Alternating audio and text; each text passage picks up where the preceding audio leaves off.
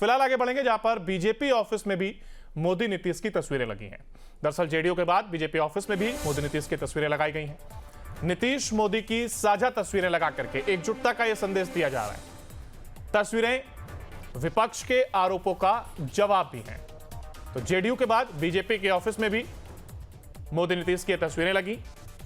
नीतीश मोदी की ये साझा तस्वीरें लगा करके दरअसल एकजुटता का यह संदेश दिया जा रहा है। हाल ही में जेडीयू के ऑफिस में ये तस्वीरें लगी थी एकता की, और एकजुटता का संदेश वहां पर भी था, और अब बीजेपी ऑफिस में भी कुछ ऐसी तस्वीरें देखने को मिली हैं। हमारे साथ हमारे संवाददाता उत्कर्ष लगातार बने हुए हैं। उत्कर्ष, देखिए पिछले दिनों जिस तरीके से जेडीयू के ऑफिस में भी तस्वीरें हमने देखी, और ऐसे में अब बीजेपी के ऑफिस में भी कुछ ऐसी ही तस्वीरें लगना, यानी एकजुटता का तो यह सीधा सीधा संदेश देने की एक कोशिश है, और जनता में किसी प्रकार का भ्रम ना रहे, इसका यह संदेश।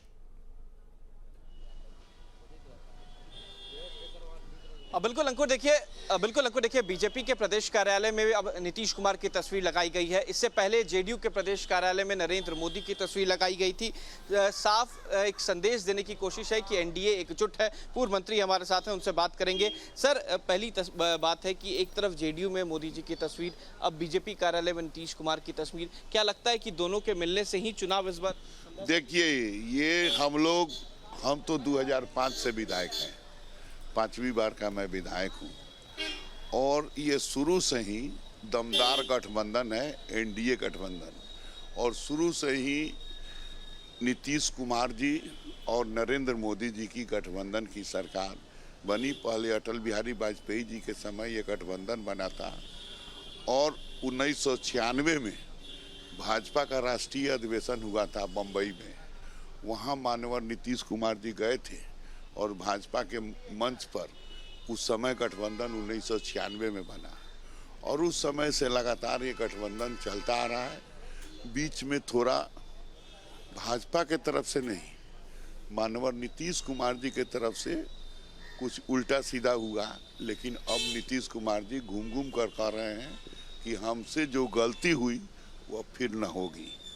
तो अब ये गठबंधन हमेशा के तरह पुनः बरकरार रहेगा, और बिहार जो है बढ़ता हुआ बिहार की जो उन्नति तरक्की जो देख रहे हैं, ये माननीय नीतीश कुमार जी और मोदी जी के ही नेतृत्व में, भले सुशील कुमार मोदी जी थे हमारे डिप्टी सीएम, उन्हीं के नेतृत्व में आज बिहार दमदार बिहार है, आज बिहार खिलता हुआ बिहार है, आज बिहार असरदार बिहार है। सर, सवाल यह है कि विपक्ष कह रहा है कि नीतीश कुमार घुटना टेक चुके हैं बीजेपी के सामने, कुछ दिन बाद आरएसएस का झंडा भी जेडीयू के कार्यालय में लगा दिया जाए। अंतर है, आरएसएस का झंडा ऐसा नहीं है कि हर जगह घूमता रहेगा।